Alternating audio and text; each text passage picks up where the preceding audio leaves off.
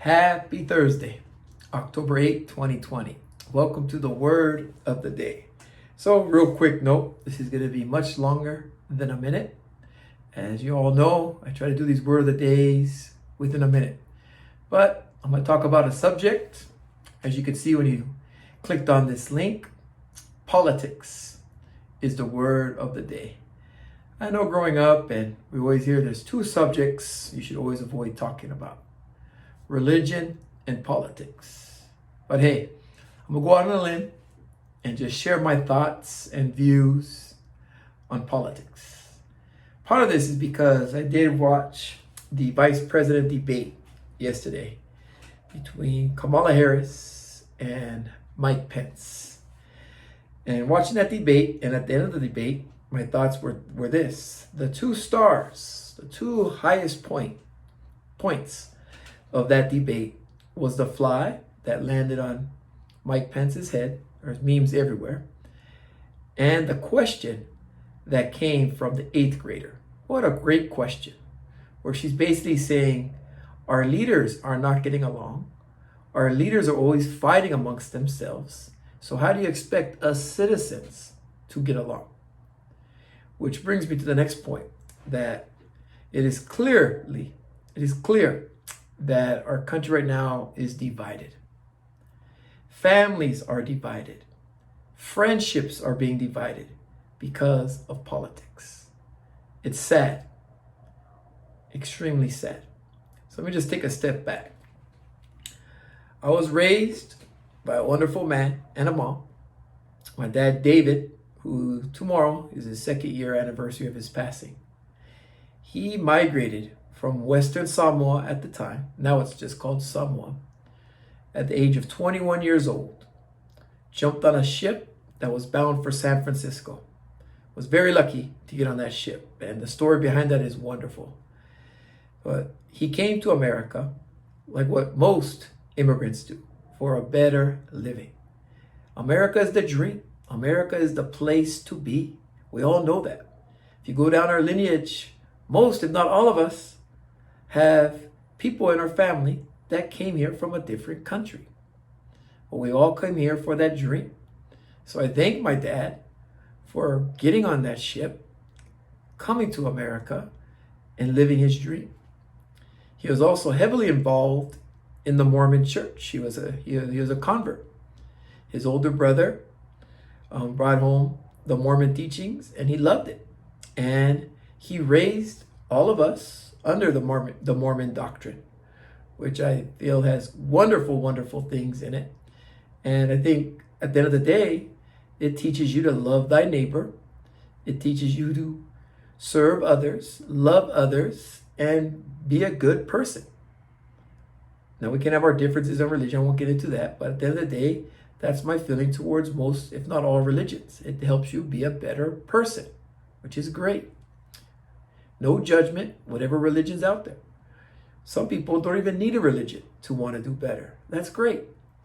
But getting back to politics, my dad, which I think the majority of Mormons are, Republicans. So my dad, I know one of his favorite politicians was Ronald Reagan. I always remember him. My dad loved hearing him talk. He was just a big fan of Ronald Reagan. And obviously, recently, before he passed, I know he was a big fan of Mitt Romney. It's no secret that Mitt Romney is a Republican and also a Mormon. In any case, I live in Hawaii, raised here. Hawaii is a strong Democratic state. Very rarely do we send Republicans to Congress or elect them to governors or mayors or things like that. Heavily, heavily Democrat. And as growing up, I kind of struggled with this because I could hear views from both sides, from my father, who I admired tremendously, and from friends and others that I grew up with, co-workers and whatnot. So I like to look at myself more as an independent. Which candidate do I feel I connect with the most? And I normally vote that way. And obviously, I think both sides have great values and great principles. We don't agree on all of them, but certainly both sides have strong feelings and strong viewpoints, which is great. That's part of what makes this country wonderful. People having open minds, open discussion, open debate. So now so another point about Hawaii being a democratic state. I'm tired of us sending Democratic politicians to Congress year in and year out. The reason why, let me make an exception. Dan Inouye was great for Hawaii. Why? Because he knew how to work with both sides. He knew how to work across the aisle.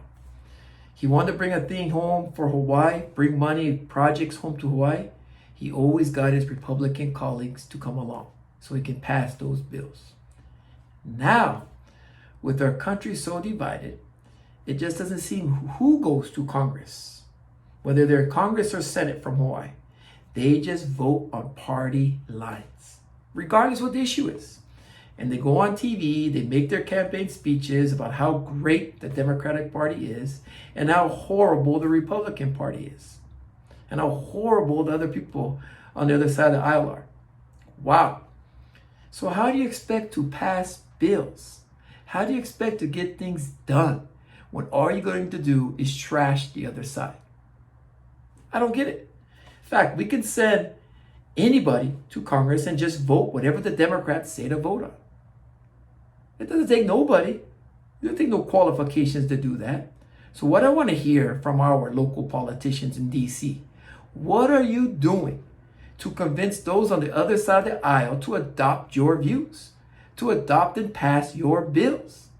Stop preaching to the choir and going on the news and making statements about how great you are and how bad the other side is. How does that bring people together? Now, moving on to the debate.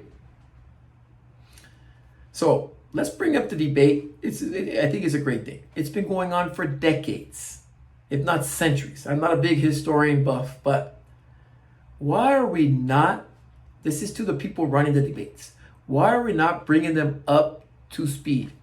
Bring them updated with our current technology. First of all, I always felt that debates are for me, the people, the voter, so we can get a better understanding of where each side stands. Secondly, it's an opportunity for that individual to showcase what they have to offer. And thirdly, they should be held accountable in the debates. But when we listen to them, and I think this is a key whenever we're looking at which politician we should elect, if they spend more time talking negative about the other candidate as opposed to talking about what they can bring to the table, that's a big red flag in my opinion. If all you can do is talk about how bad the other person is, hey, we get it, but how good are you? What are you bringing to the table? That's what I want to hear. So debate. People were in those debates. Let's get up to speed with technology. In these answers, we should have a third screen or something on the bottom telling us if it's true or not, what they're saying. Fact check them on the spot. Don't just let them say whatever they want, whether it's true or false. We should have a thing at the bottom saying this statement is true or this statement is false. It's that. These people throw out all kind of numbers. Oh, hundreds of 300,000 jobs were created. Oh, 300,000 jobs were lost. Who's fact checking that? You think me as a regular voter is going to go and research that and who said what? Come on, debate people. You've run the debate. You get all that money. You got all those resources. Inform us voters whether or not that person that's answering the question is doing it truthfully or not. Fact check it. Secondly, in those debates, hold them accountable. If you ask them a question and they don't answer the question, well, then do some kind of penalty. That means you don't get to answer the next question. Or maybe now we're going to cut you off. There's got to be something. Or if you got 2 or 3 strikes, something's going to happen. There's so many different ways you can do it to hold those politicians accountable. You talk to me, I think the big talk about the debate is both sides dodged questions. And then me as a voter, how do I know? How can I learn more about this candidate if they're not even going to answer the question? Very sad. So with that in mind, oh wow, we're going at 10 minutes already. Thank you for still being with me. I'm not trying to offend nobody. I'm just trying to give my perspective from a voter, trying to decide who would be best for the country. So obviously the country's divided. We have Trump on one side and Pence on the other, running to be the president for the next 4 years. Personally, I don't know either one of them. If I walk by them on the street, they won't even say, they don't know me. We have no connection. So what do I have to rely on? I try to do my own research. I try and watch what they're doing. Look at their records. What do they say? Try and really get a good grasp. What type of person are they? So with that in mind, because the country is so divided, remember now, united we stand, divided we fall. Who wants us to be divided? Our enemies, of course. They don't want us to be united. It is sad because we are so divided right now. But it doesn't have to be that way. So I'm looking at which one of these individuals are going to bring us together. Who is going to unite us? And right now, I am leaning heavily towards Biden. I don't like hearing the term democratic cities or us and them. What does that mean? I thought we're all American cities. So that's politics. Those are my very shortened version of my thoughts on politics. In the comment section, love to hear your thoughts. What are some factors that you look at when you vote? Like I said, my dad was a strong Republican. So I understand where they're coming from. Many friends and family and growing up here in Hawaii, Democrats. I understand both sides. And then after I asked myself, what am I looking for in these elected officials? So that's my thoughts in the comments. Let me know your thoughts. And also, I would also like to hear, how can they make these debates better? I propose 2 things: having an automated or on-time fact checker. Is this false or true what they're saying? And holding them accountable, having some sort of penalty if they don't answer the question. Don't let these politicians be like that during the debate. Let's call them out on it. If they're not going to answer the question, there's got to be a consequence. So what are some thoughts that you have?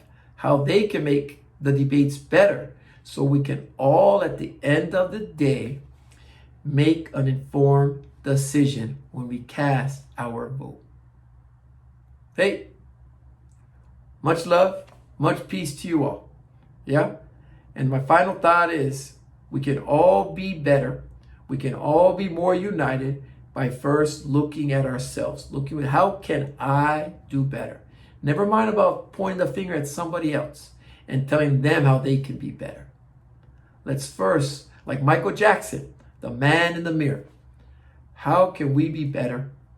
His song, Michael Jackson's song, Man in the Mirror. How could we be better as a person first? It starts from within, and then we share the example with others, and it spreads that way. Hey, have a great Thursday. Thank you for listening to the longest ever Word of the Day on the Max and Tiana YouTube channel. Peace out.